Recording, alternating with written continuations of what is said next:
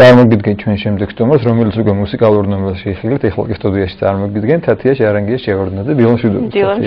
დიდი მადლობა რომ გვესტუმრე, ძალიან მიხარია რომ ჩემი სტუმარი ხარ დღეს. ორივე მოკვე ეხლა შენს მიერ შესრულებული ეს მუსიკალური ნომერი. რამდენიმე დღის წინ მქონდა კონცერტი კონსერვატორიაში, პირველ რიგში გილოცავ, თვითონ წარმატებით ჩაიარა. თავი ჩემი შეფასება გვაინტერესებს, თავდაპირველად მაყოფილი ხარ და როგორ ჩაიარა ამ კონცერტზე? ძალიან მაყოფილი ვარ, კარგი კონცერტი ჩატარდა. ყოველთვის ძალიან მინდოდა შუმანის კონცერტის დაკვრა, რადგან ჩემი ყველაზე საყვარელი კომპოზიტორია, შეიძლება ასე ითქვას. ბავშვობიდანვე ვცდილობდი, რომ ცხოვრების ყველა ეტაპზე შემესრულებინა მისი ნაწარმოები და მის შემოქმედებაში მას დაწერილი აქვს მხოლოდ ერთი საფორტეპიანო კონცერტი. მინდოდა ამ კონცერტის შესრულება და განსაკუთრებით, რომ ეს კონცერტი პირველად საქართველოში შემესრულებინა. ამ შეიძლება თქვას, რომ ეს ოცნება უკვე აისრულა, ერთი ოცნება. ანუ პროგრამა რა იყო, რა შეესრულა ერთ კონცერტზე? პირველ განყოფილებაში შესრულდა შუბერტის უვერტურა იტალიურ სტილში და დაუმთავრებელი სიმფონია. მეორე განყოფილებაში შუმანის საფორტეპიანო კონცერტი. ასევე საინტერესო ძალიან თათია რომ ოპერის და ბალეტის თეატრის სიმფონიური ორკესტრთან იყო შენი ეს პირველი ტანდემი შეიძლება ითქვას. ეს დაკავშირება საიდან მოხდა და რამდენად გაგირთულდა, გაგიადვილდა მათთან ურთიერთობა და ეს პროცესი სანამ კონცერტამდე მიხვდებით საინტერესო ამის განული ვერსია ანუ როგორ ეს მოხდა ისე რომ წელს როდესაც ქონდა კონცერტი იანვარში ისევ კონსერვატორიის დიდ საკონცერტო დარბაზში დაესწრო ამ კონცერტს მაესტრო ჯალუკა მარჩიანო. ამის შემდეგ მისი სურვილით მოხდა ჩვენი შეხვედრა, სადაც უფრო გავეცანით ერთმანეთს, გადავწყვეტეთ დავგეგმეთ კონცერტი, მაგრამ რადგან ფეხმძიმედ ვიყავი, ამიტომ ცოტა გადაიდო ეს კონცერტი, თორე უფრო ადრე ვაპირებდით ამ კონცერტის ჩატარებას და უკვე ზაფხულიდან ვიცოდით თარიღი, რომ ეს კონცერტი იქნებოდა 3 დეკემბერს და დავნიშნეთ ეს კონცერტი.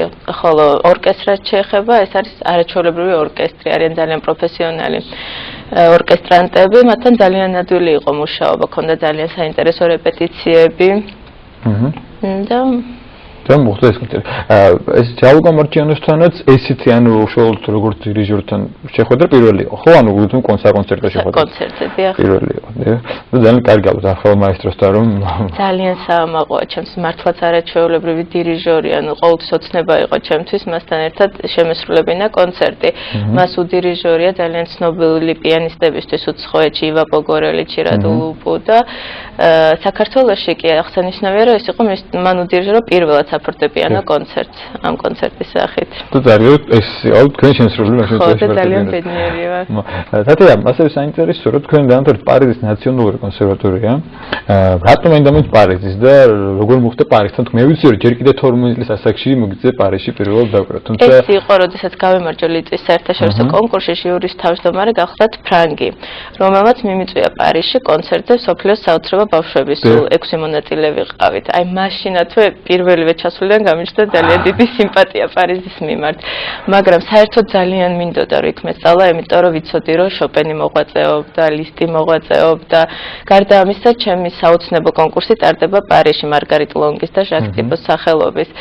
და ვიცოდი რომ ძალიან მაღალი დონის კონსერვატორია, ძალიან ცნობილი პროფესორები ასწავლიან და ძალიან მოხარული ვარ რომ შევძელი რომ დამემთავრებინა პარიზის კონსერვატორია. წარმატებით რასტავარია.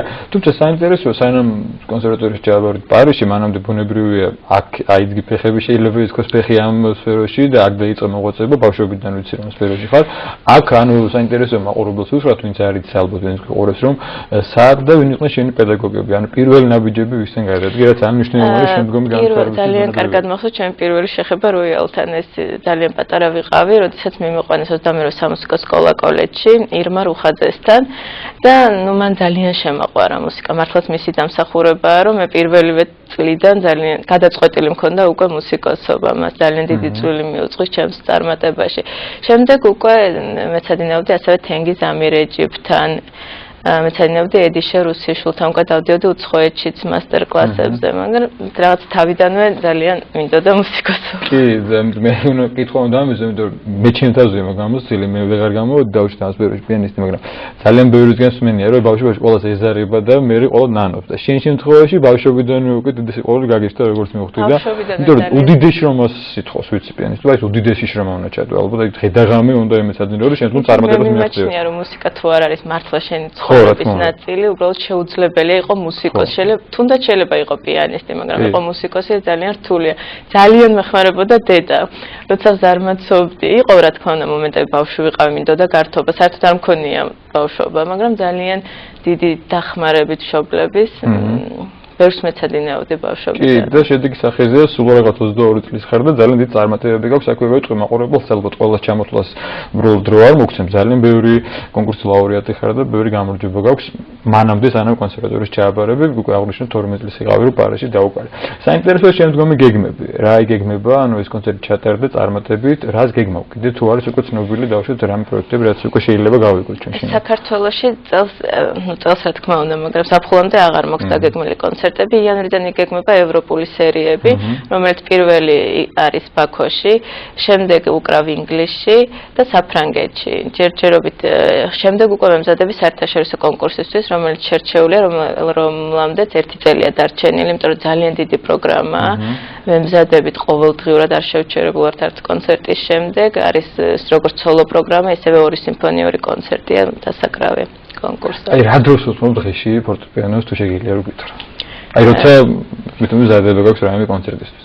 როდესაც ვემზადები კონცერტისთვის, თელი ამ განწყობაზე ვარ მთელი დღე, ან ვუსმენ იმას, რაც მაქვს შესასრულებელი, კარგი პიანისტების შესრულებით.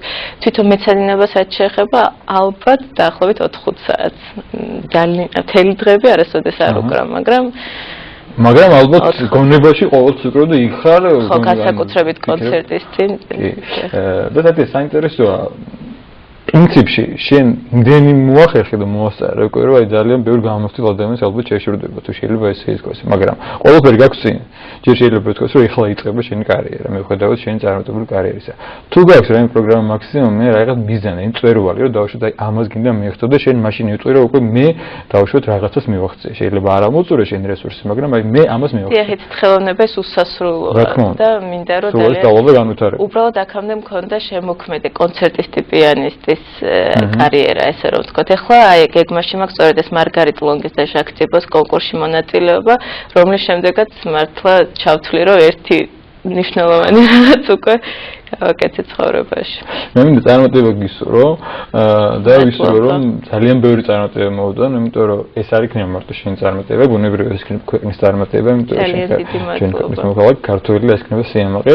დიდი მადლობა სტუმრობისთვის, წარმატებებს გისურვებული და აქვე დავიტოვებ იმედებს, რომ შეიძლება ის დაგვარა თუ იქნება საქართველოში ყველა შენი წარმატებული პროექტის მე ჩვენი სტუმარი იქნება. პირობა ზია. სიამოვნებით.